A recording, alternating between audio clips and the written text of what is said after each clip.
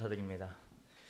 네, 오늘부터 저희가 대림절 4주 동안 왕을 기다립니다라는 주제로 시편 25편 1절 첫 번째 주일입니다. 대림절 첫째 주일 기다림의 길 위에 서다라는 제목으로 2026년의 한 해를 시작합니다. 오늘 우리가 읽은 이 시편은 그리고 대림은 우리에게 한 가지를 분명하게 다시금 생각하게 합니다. 오늘 찬송도 그렇고 또 기도자도 그렇고 또 우리가 고백하는 또 찬양의 내용 역시 그렇습니다. 바로 기다림은 무엇인가를 우리에게 도전합니다. 이 기다림이라는 주제는 우리에게 상당히 멀리 있는 주제가 아니고 아주 사소하고 일상에서 늘 다룰 수 있는 주제입니다. 아마 우리가 취업 준비를 하게 되면 취업 결과의 발표를 기다리겠고, 하다못해 내가 보낸 톡을 누군가가 아직 확인 안 했나 톡을 열어보는 기다림도 있을 겁니다. 이런 기다림도 있을 수 있겠죠. 우리의 잔고가 늘어나기를 기다립니다. 근데 안타깝게도 잔고는 잘 늘지 않는 것 같아요. 하다못해 택배를 기다리는 것도 여기에 포함되겠습니다. 이처럼 일상에서 얼마든지 마주해보는 이러한 사소한 주제가 우리에게 늘 주는 신선함보다는 우리에게 늘 기다림은 어떻게 보면 그리 즐거운 과정은 아닐 것이다 라는 한 가지의 가정을 좀 해봅니다. 왜냐하면 이 기다림이라는 게 우리가 좌지우지할 수 있는 영역은 분명히 아니기 때문입니다. 내가 간절히 더 바란다고 해서 빨리 이루어지거나 내가 정말 바란다고 해서 내가 원하는 딱 그만큼이 이루어지지 않기 때문에 어떻게 보면 기다림이라는 건 우리에게 사소하고 되게 일상적이고 자주 접하는 그러한 정말 일상 그 자체인데 기다림이 그렇게 썩 즐거운 일은 아닌 것을 우리가 생각해 보게 됩니다. 만약 이런 사람들에게 그래도 하나님은 선하십니다. 그러니까 하나님을 믿고 기다리세요. 라는 이 말은 썩 그렇게 감흥을 느끼지 못하게 만들 수 있습니다. 지금 방금 이런 말을 딱 들었을 때 대신 누군가는 이렇게 속삭였을지도 몰라요. 아니 솔직히 많이 기다렸는데 뭐 별거 없던데요, 목사님. 솔직히 기다려봤죠. 그런데 안 되던데요. 지금의 어려움을 잠시 잊고자 기다려봤지만 위로를 얻는 정말 좋게 표현하면 잠시 잠깐의 약간의 위로 내지는 미봉책 아닌가요? 결국 내 마음을 시원하게 하는 건 이러한 기다림이 아니다 라고 속삭일 수 있습니다. 만약 이렇게 속삭이고 있거나 우리가 기독교 신앙을 접하면서 이러한 의문들이 있다면 오늘 함께 읽은 시편 25편은 우리의 마음을 읽어내는 것 마냥 이 기다림에 관한 시선을 다시금 도전하고 있습니다. 시편은 150편으로 이루어진 노래인데 여러분이 만약에 시편을 기록하는 기자라고 생각해보세요. 시인이요. 오늘 말로 번역해보면 송라이터요. 그럼 어떤 노래를 여러분은 고백을 할 것 같으세요? 대부분 우리가 노래를 부를 때는 아마 흥에 겨워서 노래를 부를 수 있겠지만 반대인 경우도 있거든요. 우리가 늘 흥이 있기 때문에 노래를 부르는 게 아니라 우리가 슬플 때에도 노래를 부릅니다. 그렇죠? 우리가 힘들 때에도 노래를 부르죠. 그러니까 어떻게 노래라는 것은 어떻게 보면 우리의 인생의 전부를 다 담아내는 그릇이라고 할 만큼 우리의 다양한 인생의 주제들을 다 담아낼 수 있는 그러한 어떻게 보면 도구 내지는 그릇일 수 있겠다는 생각을 해봅니다. 그냥 오늘 시편 25편은 바로 즐거울 때 노래를 부른 게 아니라 어려울 때 부른 노래였습니다. 즉 이 노래는 이 시를 기록한 사람이 삶의 애환이 있기 때문에 노래를 부른 것인데 우리가 갖고 있는 성경책의 이 시편의 주인은 다윗이라고 소개하고 있습니다. 다윗이요. 여기서 등장하는 다윗은 사무엘 상하에서 기록된 그런 왕의 모습과는 좀 거리가 멉니다. 지극히 한 개인이에요. 어려움을 당한 한 개인. 이스라엘을 통일시킨 강력한 힘을 가진 전쟁에 능한 사람으로 지금 이 시인으로 등장한 게 아니라 그냥 약하디 약한 어려움이 찾아오면 흔들리고 고난이 찾아오면 쓰러지고 자신의 상처에 대해서 되게 취약한 그런 한 개인으로 지금 25편의 시인으로 등장하고 있습니다. 오늘 1절부터 10절을 읽어보면 그 두 가지 어려움을 우리에게 소개하고 있죠. 소개라기보다는 유추할 수 있게 하죠. 하나는 자기 외부로부터 겪는 어려움이고, 다른 하나는 자신의 내면 안에서 지금 겪어지는 어려움이에요. 오늘 외부로부터 오는 어려움을 2절에는 이렇게 설명하고 있어요. 우리가 갖고 있는 25편 2절 이렇게 기록되어져 있습니다. 나의 하나님이여, 내가 주께 의지하였사오니 나를 부끄럽지 않게 하시고 나의 원수들이 나를 이겨서 개가를 부르지 못하게 해달라고 지금 기도합니다. 그러니까 지금 다윗의 외부로부터 있는 어려움은 자기를 넘어뜨리는 원수예요. 적이요, 적. 그리고 다윗의 원수는 3절에 보니까 다윗을 수치스럽게 만들기 위해서 거짓된 속임수도 했던 것 같아요.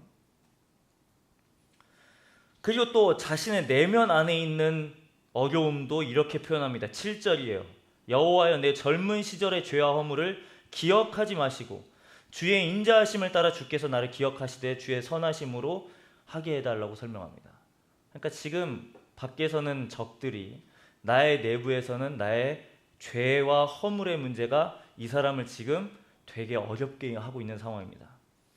그러니까 딱 이 어려운 상황 가운데서 할 수 있는 것이라고는 아마 노래뿐이었던 것 같아요. 어렵지 않게 생각해보면. 그래서 아마 이 시편 25편을 지었던 것 같은데, 그래서 이 지금 25편은 그냥 하나님 잘 믿으면 잘 된다? 아니면 그냥 나의 삶이 평탄하게 흘러가니까 하나님 찬양을 받아주세요 라는 이런 감상적인 내용과는 전혀 거리가 먼 시편입니다. 오히려 우리 현실에서 되게 읽을 수 있을 법한, 그리고 어쩌면 우리 삶과 되게 비슷해 보이는, 현실 속에서 버텨나가는 한 개인의 노래를 우리에게 지금 소개하고 있습니다. 25편은. 그렇다면 이 삶의 애환을 마주하고 있는 이 사람의 노래가 어떻게 지금 시작되고 어떻게 지금 끝나고 있는지 자세히 보면 1절입니다. 여호와여, 나의 영혼이 주를 우러러 본다고 설명합니다. 그래서 지금 다윗이 자신이 마주한 고난의 한복판에서 고난을 빨리 치워달라, 이 고난의 이 해결을 위해서 어떠한 방향을 제시해달라고 선언하지 않아요. 지금 내가 어려움을 당하니까 하나님, 나 아시잖아요. 나의 기도를 들으시고 빨리 고난을 없애주세요. 나의 어려움에 대한 이 기도를 들으시고 응답해주세요 라는 방향으로 나아가는 게 아니라 오히려 25편의 1절의 시작은 자신의 방향을 지금 하나님께 돌이키고 있다는 사실을 우리는 기억해야 합니다. 바로 자기가 하나님을 보겠다고 설명해요. 그러니까 지금 이 말은 자기가 겪고 있는 어려움을 해결함을 받는 것 그 이상의 태도로 지금 시작하는 겁니다. 오늘 대림절로 적용해 보면 이것은 지금 하나님을 기다리겠다는 선언과 맞닿아 있어요. 그냥 자신이 마주한 어려움을 얼마든지 지금 자기가 갖고 있는 이 입지에서, 위치에서, 왕이라는 위치에서 해결 안 할 수 있을까요? 솔직히 사람을 동원할 수 있고요, 물적 자원을 다 동원할 수 있어요. 솔직히 적들이 있으면 많은 군대를 가지고 반격할 수 있습니다. 죄와 허물의 문제는 약간 좀 다를 수 있겠지만 얼마든지 자기의 이런 입장 안에서 충분히 해결할 수 있는 그러한 방향들이 있지만, 오히려 지금 25편의 1절에 보면 그러한 자기의 입장이나 자기가 행할 수 있는 그 모든 힘들을 다 포기하는 채로 시작하고 있어요. 그게 지금 주를 우러러 보나이다라고 지금 표현하고 있습니다. 그럼 다윗의 인생을 우리가 여기 왕까지 오면 이제 거의 이제 최전성기니까 가장 다윗이 처음에 성경에 등장했던 때를 생각해 보세요. 목동이었을 때요. 양들을 쳤을 때. 이 사람의 인생은 정말 파란만장 그 자체입니다. 목동에서 시작해서 왕까지요. 목동, 그 다음 골리앗과의 전투에서 갑자기 한 번에 엄청난 셀럽이 되죠. 그 다음 왕으로 기름 부음 받아요. 그리고 사울에게 끊임없이 도망자의 신세를 겪어요. 그 다음 왕으로 이제 등극하게 됩니다. 여기까지 왔을 때 이 사람이 겪은 수많은 삶의 우여곡절을 통해서 이 사람은 아마 한 가지를 배웠던 것 같아요. 그건 자기의 인생을 컨트롤할 수 있고 지금 다스릴 수 있는 건 내가 아니라 하나님이시다라는 사실을 거듭해서 배웠던 것 같아요. 그러니까 지금 25편의 1절에 보면 어떻게 보면 이 시는 자기가 왕이 되고 나서 이후에 기록된 거라 보면 지금 수많은 삶의 우여곡절을 다 뒤로 한 채 이렇게도 살아보고 저렇게도 살아보고 이런 어려움 저런 어려움에 처해봤을 때 결국 내가 지금 붙들어야 할 방향은 내가 아니라 하나님이시라는 사실을 선언한 거죠. 설교를 빨리 끝내라고 하는 것 같죠. 아주 좋네요. 예. 그러니까 지금 자신이 겪은 이 어려움의 과정 가운데서 어려움을 해결해 주십시오. 하나님 나의 기도를 들어주십시오. 빨리 지금 나의 원수를 빨리 어떻게 해주십시오. 나의 죄와 허물을 빨리 마음에 평안을 주십시오. 이런 선언으로부터 시작되는 게 아니라 하나님, 내가 하나님 바라보는 것으로부터 시작합니다. 라고 설명합니다. 그 2절과 3절은 아까 인트로 때 다뤘으니까 그 뒤에부터 보면요. 그러면 이후에는 솔직히 말해서 하나님 보고 나의 어려움 고백했습니다. 그럼 솔직히 4절과 5절에는 하나님 이런 어려움이 있으니까 이제 빨리 치워주십시오. 빨리 해결해 주십시오. 라는 것으로 이렇게 시가 진행될 수 있잖아요. 그런데 4절과 5절을 봐보세요. 이게 뭔 말이야 대체 지금. 빨리 문제 해결을 지금 간구해도 모자를 판국에. 4절 5절입니다. 여호와여 주의 도를 내게 보이시고 주의 길을 내게 가르치소서. 주의 진리로 나를 지도하시고 교훈하소서. 주는 내 구원의 하나님이시니 내가 종일 주를 기다린다고 노래합니다. 주의 길을 보여달래요. 주의 도를 자신에게 가르쳐달래요. 주의 진리로 자신을 지도하시고 깨닫게 해달라고 기도합니다. 반복되는 단어가 보이죠 지금. 길, 도, 진리. 지금 다윗이라는 이 사람은 자기가 당하는 어려움 앞에서 하나님을 기다리고 있어요. 근데 여기서 잘 생각해 보세요. 다윗의 기다림 가운데 우리가 생각하는 기다림이라는 통념적인 것과 다른 한 가지가 있습니다. 우리가 생각하는 기다림의 통념은 기다린다라고 하면 아무것도 안 하는 것으로 생각해요. 우리 그렇잖아요. 기다리려고 하면 그냥 두 손 두 발 놓고 다 기다리는 거예요. 다 멈춰 놓는 거예요.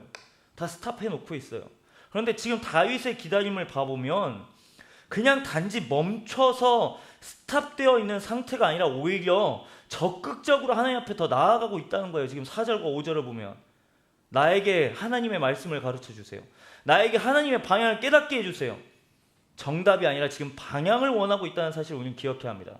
그래서 지금 이 사람에게 있어서 기다림은 그냥 아무것도 하지 않는 그냥 무력한 채 하나님이 일하시겠거니 그냥 내내 아무것도 안 하는 무력한 기다림이 아니었다는 사실을 우리는 기억해야 합니다. 오히려 정반대예요. 지금 오히려 이 기다림의 시간을 통해서 자기가 하나님 마음을 깨닫기를 원합니다. 어떻게 보면 더 성숙한 거죠. 지금 되게 문제의 해결함을 받는 결과를 원하는 게 아니라 지금 이 과정에서 하나님이 나의 삶을 지금 어떻게 이루어가고 계시는가, 다루어가고 계시는가를 보기를 원했습니다. 그래서 다윗의 기다림은 전혀 수동적이지 않고 오히려 능동적입니다. 이런 의미에서 보면. 그럼 여러분 우리는 어떻습니까? 오히려 이 기다림이라는 주제가 되게 사소해요. 인간관계가 나아지기를 기다리고 인정받기를 기다리고 기회가 와주기를 기다립니다. 신앙적으로도 이럴 수 있죠.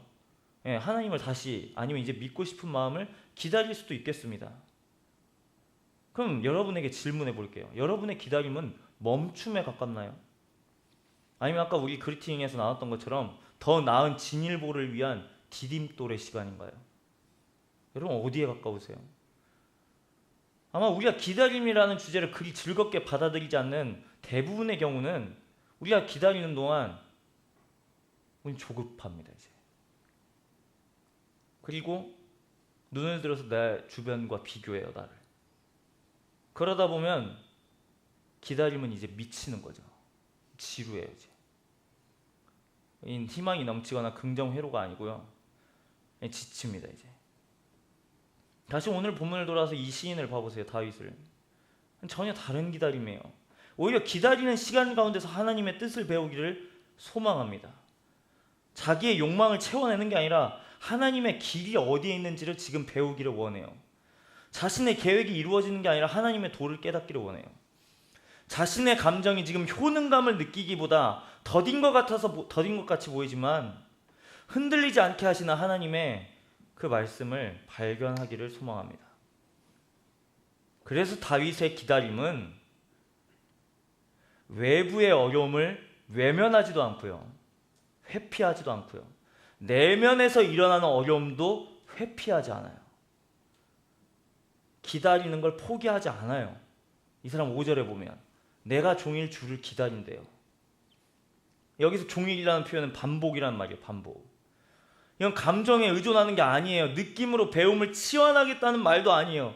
오늘 내가 좀 하나님이 나의 근처에 가까이 계시니까 내가 하나님의 말씀에 지금 배우고 있구나 이러한 게 아니라 이 지금 종일이라는 단에 담긴 이 의미는 이 사람의 태도이자 자세예요. 그리고 성경은 이걸 놀랍게도 다른 말로 번역합니다. 믿음이라고요. 믿음. 그래서 여러분 믿음은 확신에서 오는 게 아니라 하나님께서 이루실 일을 다시 바라보는 태도로부터 비롯된다는 사실을 우리는 기억해야 돼요. 태도예요, 태도. 태도와 자세. 그러니까 이런 태도와 자세는 우리 가운데 분명한 한 가지를 도전해요. 그건 뭐냐면 하나님의 응답하신 거 우리의 시간차를 도전하게 만들어요. 왜 이렇게 하나님의 응답은 내가 생각하는 것보다 더딘가? 하나님의 일하심은 내가 생각하는 것보다 왜 언제나 늦는가? 아니면 나는 준비도 안 돼 있는데 하나님 왜 저만치 멀리 가 계시는가? 라는 이러한 질문에 다시금 도전합니다. 중간에 있는 말씀을 다 건너뛰어서요. 10절이에요. 오늘 결론. 여호와의 모든 길은 그의 언약과 증거를 지키는 자에게 인자와 진리라고 다윗이 고백합니다. 여러분 여기서 우리가 알 수 있는 건 하나님이 느려서 늦게 응답되어지는 게 아닙니다. 10절에 보면 우리가 내려놓아야 할 것들이 버려야 할 것들이 있음을 깨닫게 합니다. 즉 하나님의 언약과 그러니까 하나님의 약속과 하나님의 증거를 지키기까지 우리 손에서 놓지 못하는 것들을 기다림이라는 시간으로 다시 내려놓아야 한다는 거예요. 계속 이어가 보면 우리가 언제 내려놓냐면 역설적이게도 기다릴 때 내려놓기 시작합니다. 기다릴 때요. 그래서 기다림은 우리의 손에서 조급함을 내려놓는 시간임과 동시에 하나님께서 우리의 삶을 다시금 빚어가는 시간입니다. 그리고 이 기다림의 시간이 우리의 예상과 다르게 늘 헛됨으로 끝나지 않는 이유가 여기에 있어요. 그건 우리가 기다리는 건 결과가 아니에요. 지금 더 나은 것, 더 나은 상태, 진일보된 상태, 진일보된 믿음, 그게 아니라 우리의 기다리는 대상은 바로 하나님입니다. 하나님. 우리는 다윗을 이 시편 25편을 통해서 기다림이 무엇인지 배우기도 하지만 복음서를 봐보세요. 여러분, 하나님의 아들을 통해서 우리는 이 기다림을 더욱더 분명하게 배웁니다. 광야에서 왜 예수님이 40일 동안 거해야 되죠? 하나님의 아들이신데요. 그냥 그 시간을 건너뛴 채 기적을 할 수 있잖아요. 근데 거기서 기다려요. 솔직히 말해서 12명을 택하기보다 훨씬 더 지금 영향력 있는 종교 지도자들을 택해서 그 사람들은 게다가 율법을 잘 알잖아요. 예수님이 따로 설명하지 않아도 돼요. 가르치지 않아도 돼요. 그냥 선택하고 나서 사역해도 되잖아요. 근데 아무것도 모르는 가장 어떻게 보면 하나님 나라와 가장 거리가 먼 사람들을 택해서 무려 3년 동안 기다립니다.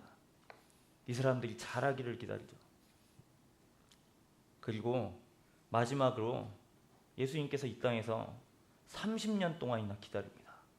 왜 하나님의 아들이 아기로 오셔야 됩니까? 솔직히 그냥 죄송한 얘기지만 상상력을 덧붙여서 이미 성인이 돼서 오셔가지고 십자가를 지실 수도 있잖아요. 근데 그 모든 시간들이 다 기다림인 거죠. 다 30년 기다리시고 3년 기다리시고 40일을 또 기다리셨습니다. 예수님께도 역시 하나님의 뜻을 기다리셨습니다. 근데 우리가 생각하듯이 예수님께서 복음서에 봐보세요. 기다리신다고 해서 정말 예수님이 아무것도 안 했나? 아니요. 아무것도 안 하는 게 아니잖아요. 자기에게 맡겨주신 삶을 성실하게 살아내면서 기다리셨습니다. 그래서 여러분 우리에게 기다림은 도망도 아니고요. 회피하는 것도 아니고 멈추는 것도 아니에요. 오히려 하나님께서 나의 삶을 선하게 인도하신다. 그게 마지막 찬양의 내용이었잖아요. 선하시게 인도하시기 때문에 내가 오늘 걸어야 할 길을 나 역시 걷는 것, 이게 기다림이에요, 여러분. 그래서 여러분, 기다림은 나를 지체시키는 시간이 아니라 하나님께서 나를 만들어 가시는 시간입니다. 우리가 여기에서 이 기다림의 주제 가운데 던져보면 저는 아직도 아무것도 변화가 느껴지지 않습니다, 목사님. 그럼 어떻게 재단할 수 있죠? 앞으로 우리가 살 날이 얼마일지 모르지만 주의 은혜가 강권하신다면 우리는 변화될 수 있는 거죠. 그러니까 결국 우리의 시선으로 계속해서 기다림을 생각하거나 그렇게 바라본다면 우리의 기다림은 언제나 그냥 아무것도 하지 않는 소극적 자세이자 그냥 끝나버리는 시간입니다. 하지만 오늘 시편 25편 1절부터 10절의 말씀은 그 어려움의 상황 가운데서 하나님의 뜻을 계속해서 묻고 구하는 한 사람의 이야기를 우리에게 소개하고 있습니다. 우리도 마찬가지입니다. 2026년 여러분, 새롭게 시작한다고 해서 어려움이 사라집니까? 아니요. 4주 지난다고 해서 정말 날짜가 다 변하고 2026년 1월 딱 넘어왔을 때 뭔가 새롭게 거듭나나요? 안 그럴 수 있어요. 결국 그러니까 우리의 기다림은 이 세상이 잘 되기를 기다리기 이전에 훨씬 더 고차원적인 기다림 앞에 서 있다는 걸 우리는 오늘 말씀을 통해서 다시금 기억해야 한다는 겁니다. 이 4주 동안 우리는 그걸 생각해 볼 거예요. 우리가 기다리는 바는 도대체 어디에 있는가? 그리고 반드시 우리는 이 기다림의 시간 속에서 한 가지 사실을 분명히 반복해서 배우게 됩니다. 그건 뭐냐면 예수님께서 이 땅에 처음 오시는 것처럼 반드시 다시 오신다는 사실을 우리가 반복해서 듣습니다. 그래서 어떻게 보면 대림이라는 이 시간은 성탄절을 예비하는 시간임과 동시에 더 우리가 지금 현실적으로 생각해 보면 주의 다시 오심을 기다리는 시간이에요. 주의 다시 오심. 네. 예수님 반드시 다시 오시는데 우리가 이 기다림의 시간 가운데 어떻게 살아가야 하는가? 이 기다림을 곡해한 수많은 역사들이 있었습니다. 이 기다림을 곡해하니까 정말 아무것도 아는 사람들도 있었습니다. 이 기다림을 곡해하니까 나를 딱 하나 정해놓고 그날까지만 기다리면 우리는 아무것도 안 해도 되니까 그날 구원받으니까 나의 삶은 다 팽개치고 이제 흥청망청 살아도 된다는 그런 이야기들도 있었습니다. 하지만 성경 우리에게 그렇게 도전하지 않습니다. 우리의 기다림은 우리의 삶을 예수께서 다시 오시니까 당신의 삶을 이제 멈추고 이제 다 여기까지 했으니까 이제 그만하고 이제 아무것도 정말 하지 마세요. 이제 그런 게 아니라 주의 마음을 구하는 그러한 기다림 가운데 우리가 나아간다라는 겁니다. 우리가 이 마음을 기억하면서 찬송 부르어 좀 기도했으면 좋겠어요. 네. 그래서 이 시편 25편에 있는 다윗의 마음이 우리의 마음일 수 있기를 소망합니다. 시마다 때마다 찾아오는 어려움 가운데 주의 마음을 구하는 것, 시마다 때마다 찾아오는 내 안에서의 어려움, 나의 외부로부터의 어려움 앞에서 우리가 주의 마음을 구하는 그런 주의 백성들, 그게 왕 대신 주 앞에 우리가 서 있는 기다림의 태도입니다. 여러분, 여러분의 기다림은 어디에 지금 있습니까? 그리고 우리는 무엇을 기다리고 있습니까? 하나님은 우리의 어려움을 모르는 분이 아닙니다. 반드시 기억하세요. 그럼 하나님 왜 나의 어려움을 이렇게 방치하세요? 왜 나의 어려움을 다루지 않으세요? 내가 생각하는 나는 지금 너무나 어렵고 지금 내 문제가 빨리 해결되는 게 너무나 지금, 그리고 이 문제가 여전히 지속되고 있잖아요. 하나님 빨리 치워주세요. 아마 어쩌면 하나님은 그 시간을 통해서 깨닫기를 원하는 한 가지가 있지 않을까요? 여러분이 성숙되기를 원하는 것. 저 역시 마찬가지예요. 저도 기다리는 거 되게 좋아하지 않아요. 저도 빨리빨리 하는 거에 익숙하고요. 되게 효율적인 걸 추구하다 보니까 느린 걸 되게 못 참습니다. 더딘 걸 못 참아요. 그런데 그건 저의 시간이죠. 하나님께서 저에게 도전하시는 시간은 되게 더디다는 걸 많이 느낍니다. 그리고 그 더딘 순간 가운데 주의 마음을 깨닫게 하시는 경우들을 여럿 발견합니다. 어쩌면 우리도 그러한 시간 가운데 있을 수 있습니다. 우리의 눈을 들어서 이 다윗이 기도했던 것처럼 하나님 나의 어려움을 지금 빨리 당장 지워주십시오. 나의 인간관계 어려움 아시잖아요. 나의 진로의 문제 아시잖아요. 나의 지금 갖고 있는 재정의 문제도 아시잖아요. 아마 하나님이 이렇게 되물어 보실 것 같아요. 지금 그 문제를 통해서 우리 자신을 지금 다루어 가기를 원하신다고. 그러니까 결국 우리의 삶은 나의 것이 아니라 하나님 것입니다. 하나님 것. 하나님 것이라는 걸 기억하는 마음으로 이 찬송 부르고, 이 가사가 그렇게 고백하고 있어요. 네. 나는 철저하게 낮아지고 왕 되신 하나님만 높이겠습니다. 네. 이 찬양의 내용이 그래요. 이 찬송 부르고 이 시를 고백했던 다윗과 같이 좀 기도의 자리로 나갔으면 좋겠습니다. 함께 찬양 부르겠습니다.